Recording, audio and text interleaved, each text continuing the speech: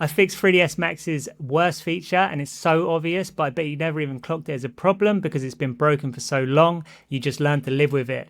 And it was slowing me down every single time I opened up Max, so I fixed it. 3ds Max has shipped with a camera workflow that is just broken. You go in, you lay all your cameras out, and then you try and find them again, and then you're just staring at this insane list of text.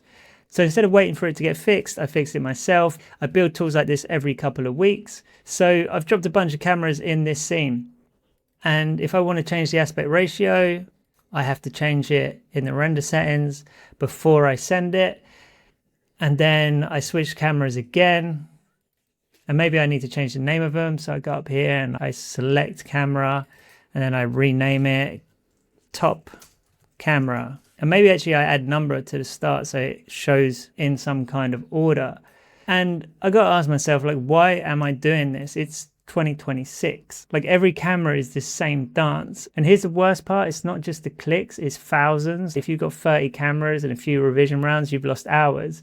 So how about you just click the thumbnail and done? So rather than scrolling the wall of text, you can actually look at the thumbnails and just select which camera you want to jump straight to.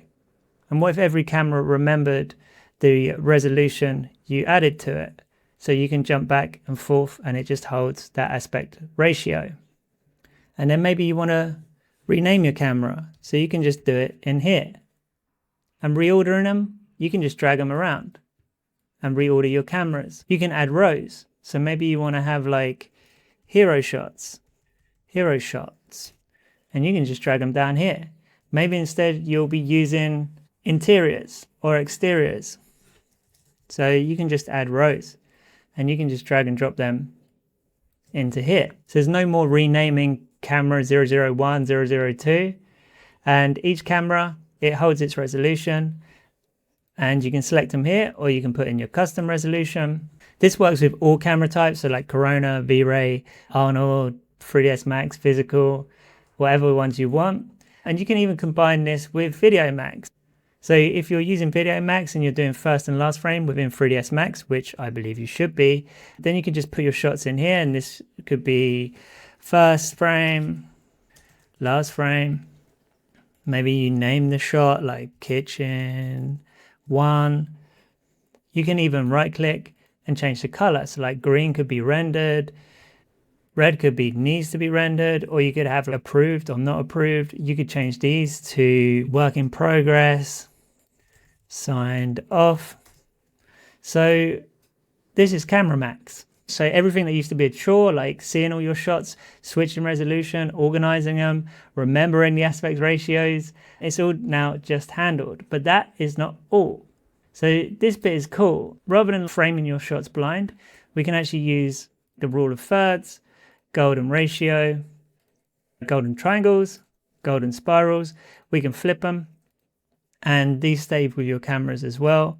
All of these cameras as well, like update, you can even refresh them as well if you want. We also have diagonals and center cross. You can refresh all the thumbnails if you want in one go. So I build one of these tools every 2 weeks, and they all live in my school community. School is free to join. The link is below. If you go premium, it's going to unlock CameraMax and the whole library. So when you go premium, you get it all. You get VideoMax, which is first and last frame video inside of 3ds Max. You get MeshMax, which turns any photo into a 3D object in your scene. You get HumanMax, which means you can drop any photo of a person and they'll come into 3ds Max animated. We have the 3D Vault. You have every course I've ever made. You get all the replays from every live workshops that we run every week. We have incredible guests from the likes of NASA, Chaos, i2, and more. And we also have a community of artists keeping pace with AI. So if you're serious about establishing your own workflows using AI, then it is definitely worth a look.